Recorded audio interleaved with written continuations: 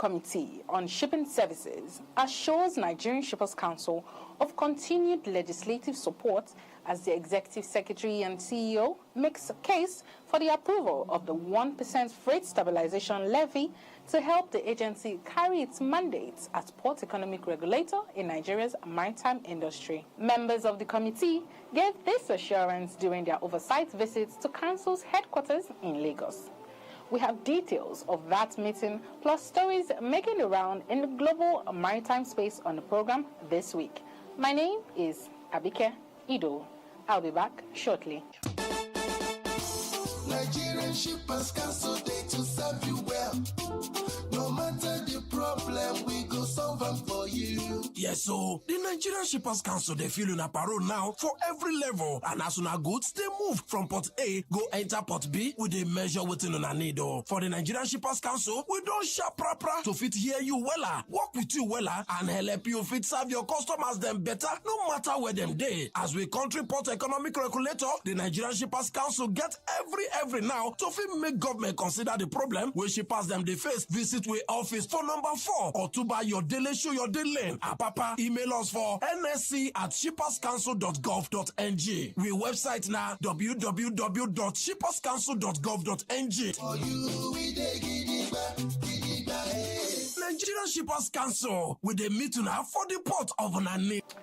Welcome back, and thanks for joining us on The Shipper, Nigeria's authoritative half-hour television public enlightenment program on maritime activities.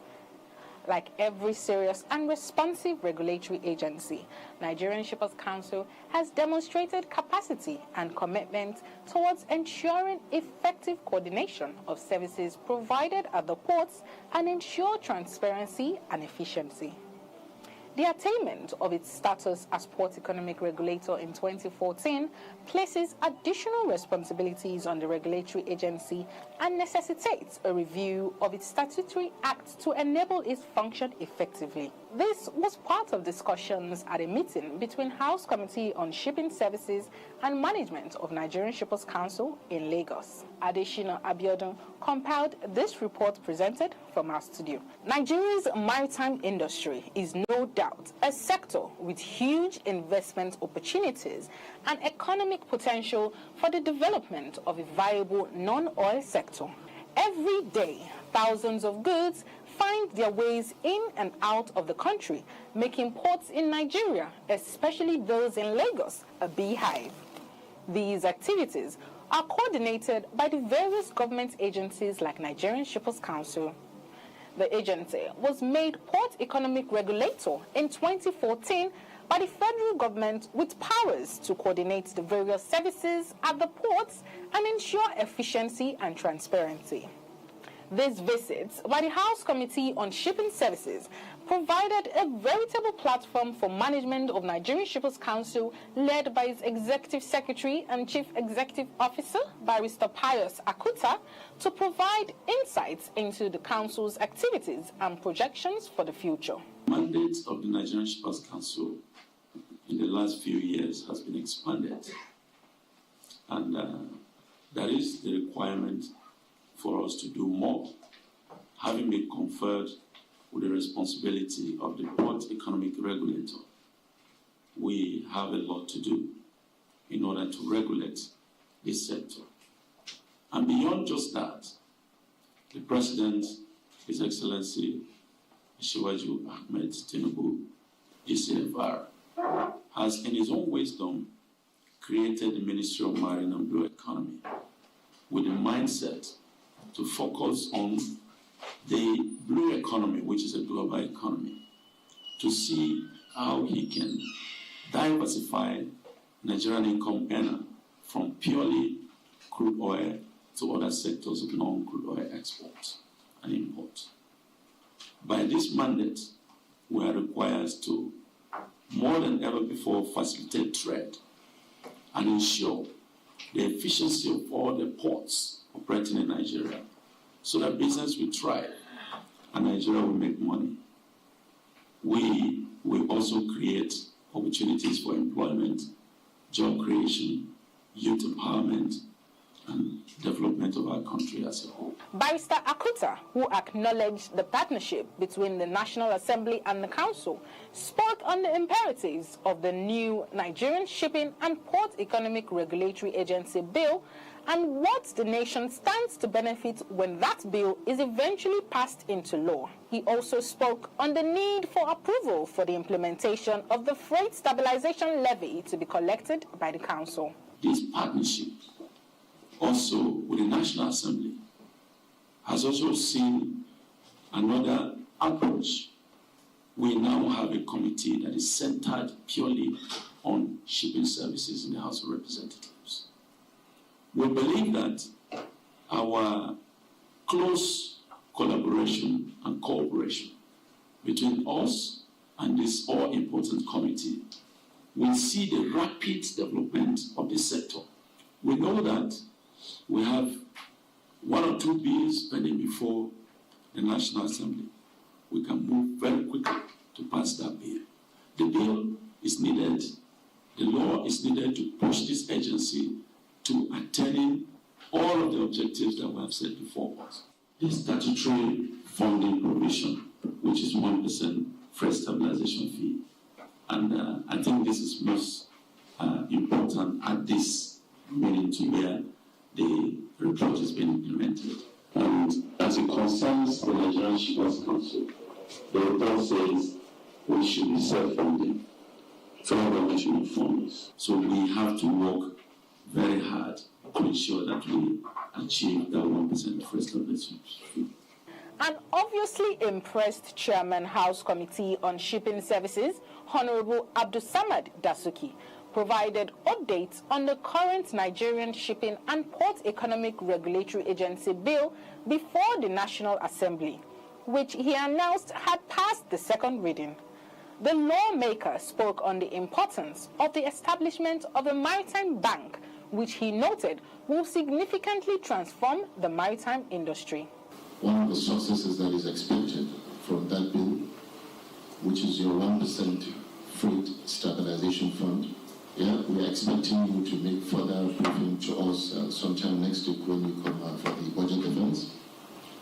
And also, we have taken note as well of the current issues that are happening with Ministry of Finance with regards to your 50% revenue generation, which, like you highlighted, is not a revenue generating agency. So all these issues are noted, and I believe you will have all the relevant support from us to make sure that you get all these funds that are due to your agency.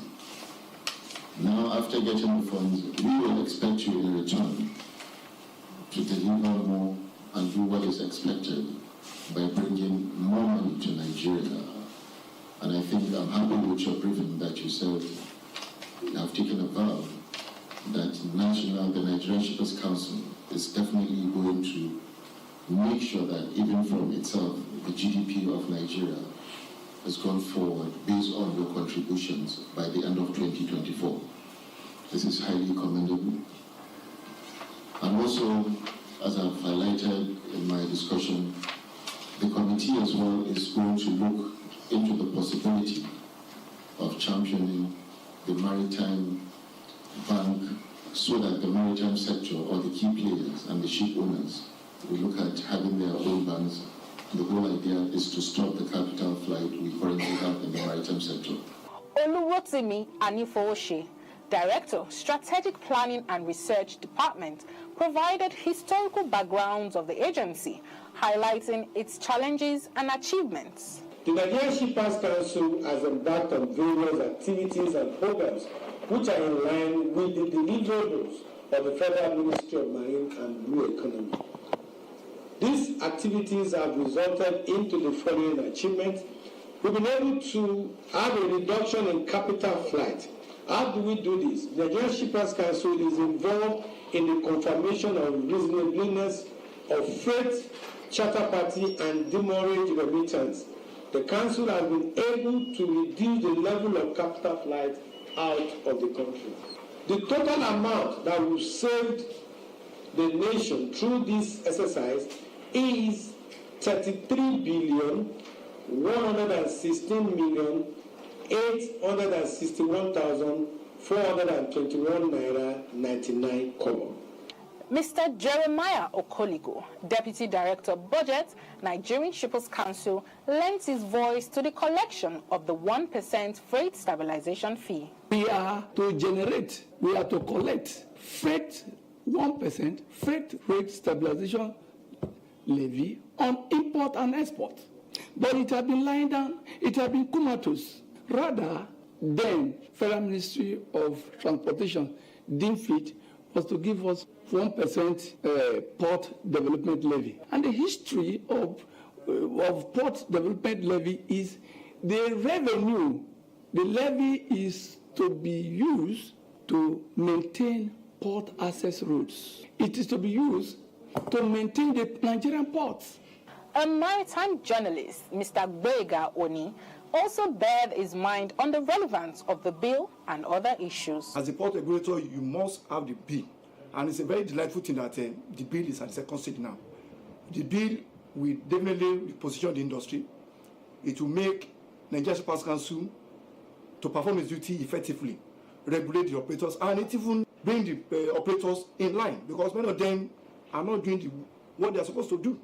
But with the law in place now, the Shippers Council will be able to bite, and even bite harder. And I'm looking at all the freight station, because there was a time you were meeting the idea of freight stations, inland border terminals across the country. If all these container terminal, inland dry ports, if they are working effectively, they are functioning optimally as expected, Nigerian School will certainly make money on this inland dry port. While stating the need for the Maritime Bank, Mrs. Chiazo Anisiri, SAN, a maritime lawyer, described the establishment of a maritime bank as a welcome development. Stakeholders have mooted this idea that we should have a maritime bank. Now, what led to this initiative of establishing a maritime bank?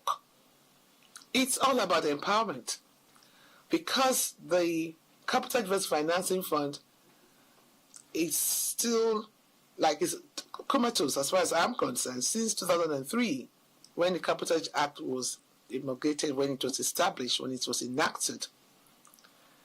The CVFF came up almost immediately thereafter. 2003, we're in 2024, and nothing has happened. Ship owners are alleging that the fund has been dissipated. They've been crying to know how much is there in the kitty. So it just then happened that, well, look, we can't be waiting for the Capital Adverse Financing Fund. If we have a maritime bank, maybe such money should go to the bank. And as we all know how the banking industry is, although this would be a special kind of bank because it's a maritime bank, it will probably have the international flair of single digits, because it will be solely to empower maritime practitioners, ship owners, freight forwarders, chandlers, and what have you. Alhaji Nafiu Inolaji, a maritime stakeholder, spoke on the way forward. We sometimes ago mentioned something about this CTN, that is the tracking note, which is supposed to be the full responsibility of the Shippers Council. This can also maybe generate some funds for Shippers Council. Some of the bill is just a start. You understand? The actual goals which everybody were expecting the function of Shippers Council is to have National Transport Commission and put Shippers Council in charge, so that it can be fully controlled.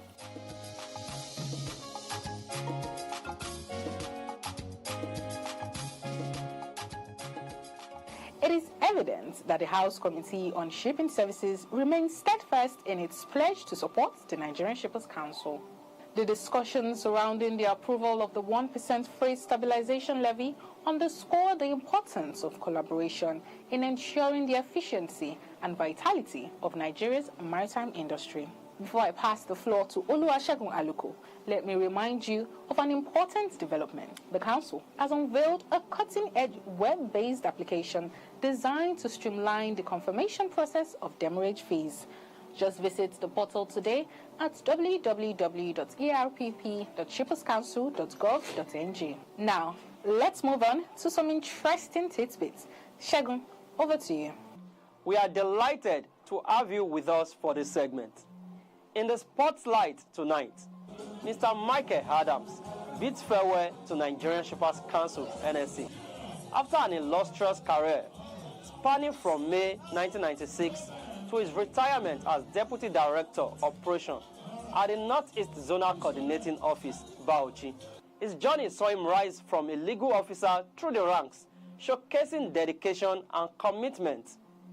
The Executive Secretary and Chief Executive Officer, NSC, Barrister Akota Pius, MON, who was represented by Deputy Director, Cargo Defense Fund, Legal Services Department, Mrs. Lillian King Chibuzo, praised Mr. Adams' achievements. CEO, Nigerian Shippers Council, and the management and every staff, and especially the Legal Services Department, Mr. M.B. Adams, I congratulate you. Thank you. You've achieved a feat that quite a number of people have not been able to. And so it is an honor to be celebrating you today. Colleagues extended heartfelt wishes, highlighting his impactful tenure in various roles. I know I was in Warri as an accountant, but you went there as a port officer. You know, I had most of our colleagues there, they are my friends. And they say you left a very big feat. Even though that you are not from that region, you performed creditably well.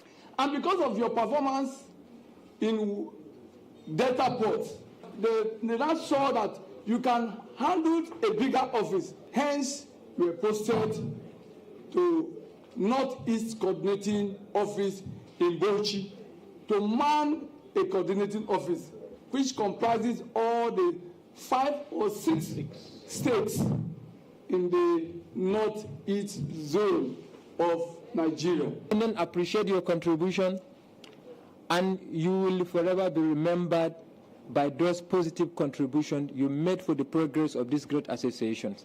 Thank you, thank you, thank you so much. May God continue to guide you. May God make your life after Shippers Council more better, more prosperous than when you were in Shippers Council. But one thing that we didn't highlight about Barrister Adams is that he's a very humble person.